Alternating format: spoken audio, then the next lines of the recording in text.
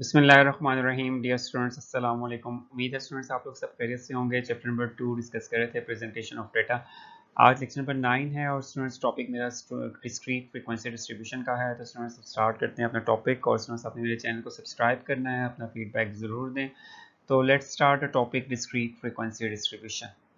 Contents of this lectures are first point पे students मैं briefly explain करूंगा discrete frequency distribution को।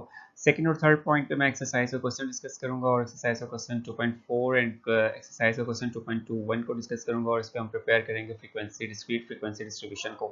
Students, I will discuss the brief introduction about the discrete frequency distribution. First of all, students, I will discuss discrete variable or discrete data, then I will discuss discrete frequency distribution. A variable which can assume only some specific or limited number of values within a given range is called discrete variable. A variable that is result of counting or enumeration is also called a discrete variable. तो students discrete variable जो है वो आपके पास complete specific values होती हैं। Whole numbers में values जब आपको गिवन होंगी किसी भी डेटा सेट की, किसी भी वेरिएबल की, तो वो आपके इंक्लूड होगा डिस्क्रीट वेरिएबल के अंदर। For example, number of childrens per family, number of students per class, number of flowers per plant, these are the examples of the discrete variable, जिसमें हमारे पास जो है वो कंप्लीट आपके पास जो है वो नंबर आएगा। आपके पास डेटा सेट के अंदर कंप्लीट ऑब्जर्वेशन आएगी, एक लिमिटेड नंबर ऑफ वैल्यूज जो हैं वो एक गिवन रेंज के अंदर आप जो है से राइट कर सकते हैं। The discrete variable can take values x equal to 0, 1, 2, 3 and so on n तक।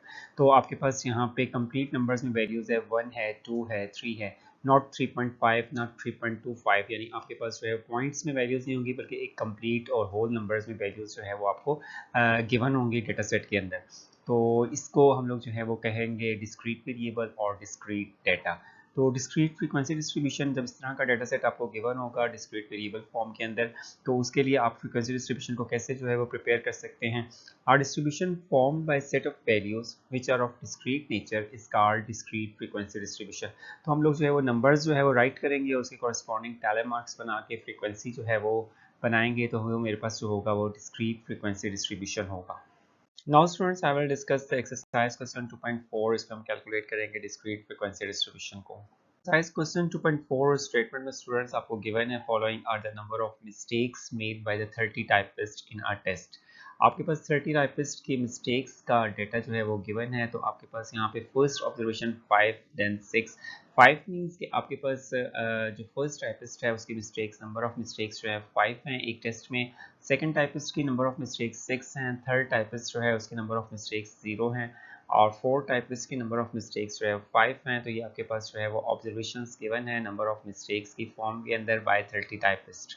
और आपने स्टूडेंट्स प्रिपेयर करनी है make a frequency distribution of the data taking class interval of size 1।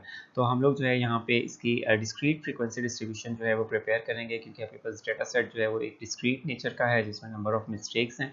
और नंबर ऑफ मिस्टेक्स जो है स्टूडेंट्स आपके पास जो है कंप्लीट नंबर्स में गिवन है, एक होल नंबर्स में गिवन है, यानी आपके पास पॉइंट्स में कोई डाटा गिवन नहीं है, कंटिन्यूस फॉर्म में डाटा नहीं है। तो इसलिए हम लोग यहाँ पे जो है प्रिपेयर करेंगे डिस्क्रीट फ्रीक्वेंसी डिस्ट्रीब्यूशन को। लेकिन यहाँ पे क्वेश्चन में स्टूडेंट्स आप देख लें कि आपको मेंशन नहीं है कि आपने प्रिपेयर करनी है डिस्क्रीट फ्रीक्वेंसी डिस्ट्रीब्यूशन। आपने नेचर ऑफ द वेरिएबल्स को जो है वो देखना है और उसके बाद आपने डिसाइड करना है कि आप कौन सी फ्रीक्वेंसी डिस्ट्रीब्यूशन जो है यहाँ पे यूज़ करेंगे। तो यहाँ पे स्टूडेंट्स हम लोग जो है वो नंबर ऑफ मिस्टेक्स का डाटा है या नंबर ऑफ चिल्ड्रंस का डाटा हो या नंबर ऑफ स्टूडेंट्स का डाटा हो, तो हम लोग यहाँ पे जो है वो प्रिपेयर करेंगे डिस्क्रीट फ्रीक्वेंसी डिस्ट्रीब्यूशन को।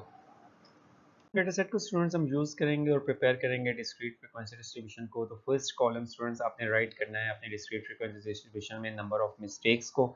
और नंबर ऑफ मिस्टेक्स जो है इसको students you can write x, ये एक्स वैल्यूज हैं, इसको एक्स भी आप राइट कर सकते हैं। और उसके बाद आपने जो है वो नेक्स्ट कॉलम टेली मार्क्स का है और सेकंड कॉलम, थर्ड कॉलम जो है वो आपका फ्रीक्वेंसी का होगा इन डिस्क्रीट फ्रीक्वेंसी डिस्ट्रीब्यूशन में।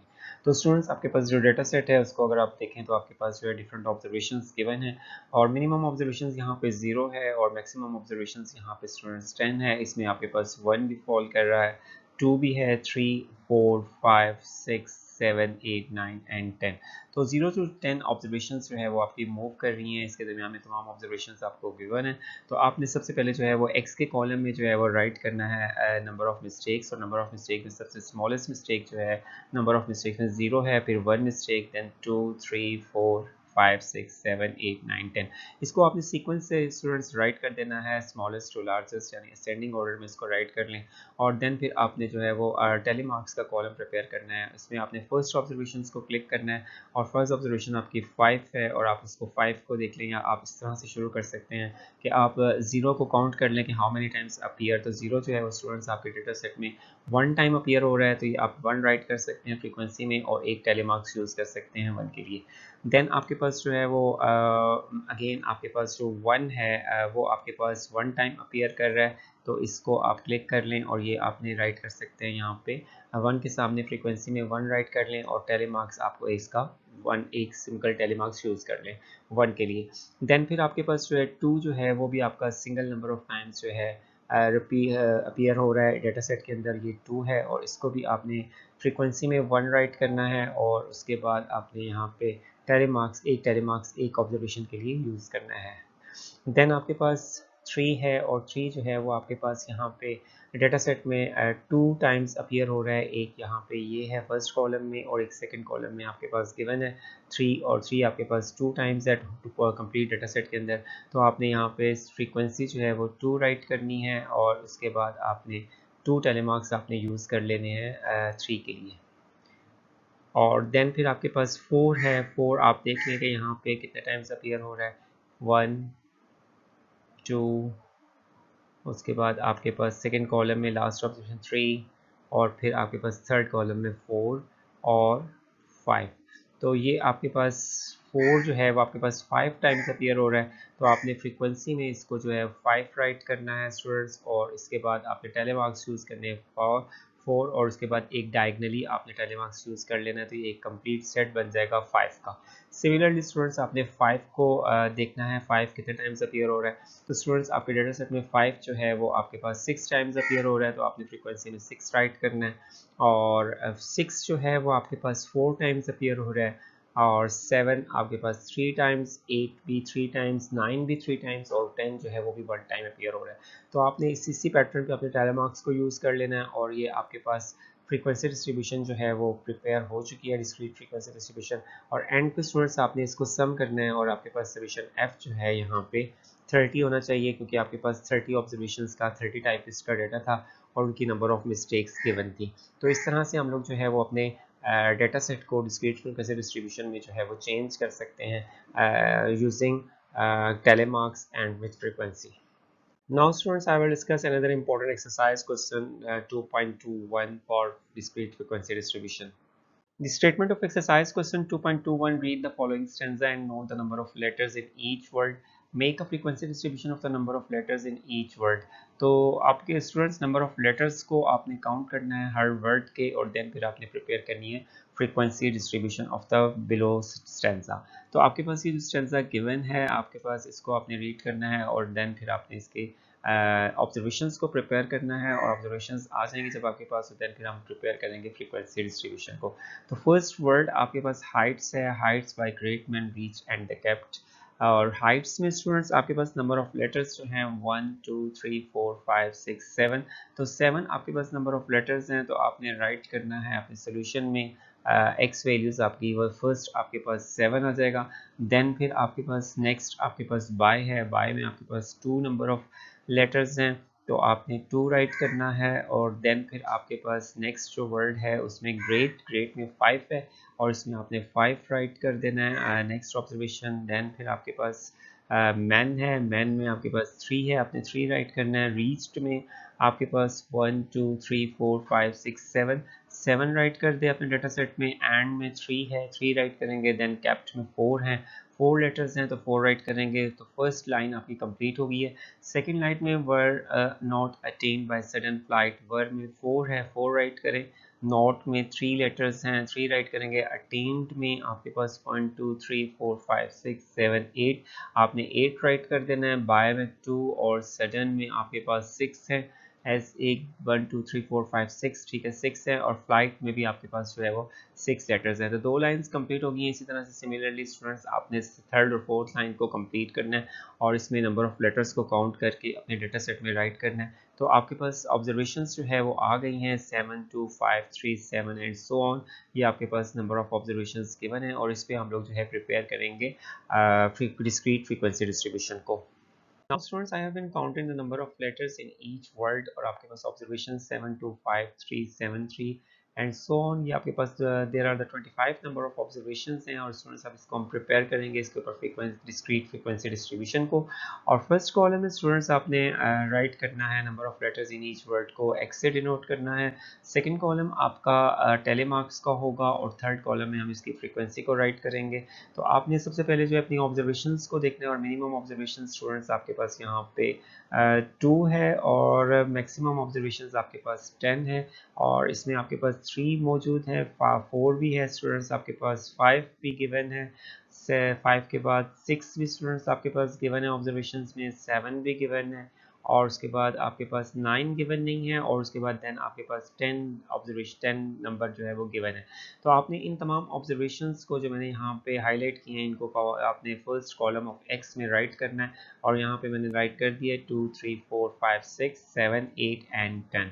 और यहाँ पे टेलीमार्क्स में आपने इनको टैले करना है और फ्रीक्वेंसी राइट करनी है। तो सबसे पहले आपको जो मेथड मैंने ऑलरेडी डिस्कस किया है वो आपने ऑब्जर्वेशंस 2 को काउंट करना है कि how many observations occur in the data set. तो आपके पास 2 जो है वो कितने दफ़ा अपीयर हो रहा है, 1 2 और 3। तो 2 जो है स्टूडेंट्स आपके पास 3 टाइम्स अपीयर हो रहा है तो फ्रीक्वेंसी में आपने 3 राइट करना है और आपके टेलीमार्क्स में आपने इसके 3 टेलीमार्क्स को यूज़ करना है, 1 2 और 3। इस तरह से भी आप प्रिपेयर कर सकते हैं फ्रीक्वेंसी डिस्ट्रीब्यूशन को। नेक्स्ट आपके पास ऑब्जर्वेशन जो है वो स्टूडेंट्स 3 है और 3 को आपने चेक करना है कि how many times appear in a data set. तो ये आपके पास 3 जो है आपके पास 1 2 3 4 और आपके पास 5 5 टाइम्स अपीयर हो रही है 3 और इसमें आपने फ्रीक्वेंसी में इसको 5 राइट करना है और आपने यहाँ पे इसके 5 टेलीमार्क्स यूज़ करने हैं। तो ये 3 कंप्लीट हो जाएगा। नेक्स्ट आपके पास ऑब्जर्वेशन जो है वो स्टूडेंट्स 4 है और 4 को चेक करना है how many times appear in the data set. तो आपके पास 4 जो है 1 2 3 एंड 4 टाइम्स इसको 4 राइट करेंगे अपनी फ्रीक्वेंसी में और 4 टेलीमार्क्स यूज़ करेंगे आप टेलीमार्क्स के कॉलम में। तो ये आपके पास फ्रीक्वेंसी आ गई है वैल्यू x4 की। और देन फिर स्टूडेंट्स आपने 5 को देखना है और 5 जो है ये आपके पास अपीयर हो रहा है डेटा सेट में 5 times, 1 2 3 4 and last observation 5 times appear हो रहा है। आपने यहाँ पे स्टूडेंट्स 5 राइट करना है फ्रीक्वेंसी में और टेलीमार्क्स आपने यूज़ कर लेने हैं 5 और 5 का पूरा कंप्लीट सेट बनाएंगे डायगनली। 4 आपने यूज़ करके फिफ्थ वैल्यू जो है फिफ्थ वैल्यू के लिए 5 आपने डायगनली यूज़ करना है ताकि यह 5 का एक सेट बन जाए। और देन फिर आपने 6 को सिमिलर पैटर्न पे स्टूडेंट्स चेक करना है और ये 2 टाइम्स अपीयर हो रहा है। 7 आपके पास 4 टाइम्स अपीयर होगा तो राइट करेंगे फ्रीक्वेंसी 4। 8 आपका 1 टाइम अपीयर हो रहा है तो राइट करेंगे फ्रीक्वेंसी 1 और 10 भी आपका 1 टाइम अपीयर हो रहा है। उसके बाद अपनी फ्रीक्वेंसी के कॉलम का सम करना है और ये आपके पास 25 होना चाहिए।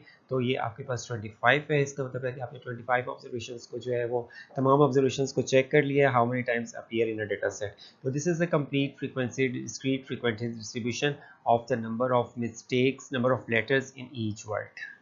In this lecture, students, I have discussed the precise definition of the discrete variable or discrete data and also discussed the discrete frequency distribution. तो इंशाल्लाह स्टूडेंट्स नेक्स्ट लेक्चर में आपसे मुलाकात होगी। स्टूडेंट्स आपने मेरे चैनल को सब्सक्राइब करना है और अपना फीडबैक ज़रूर दें। तो ओके स्टूडेंट्स, अल्लाह हाफिज़, थैंक यू, अपना ख्याल रखिएगा।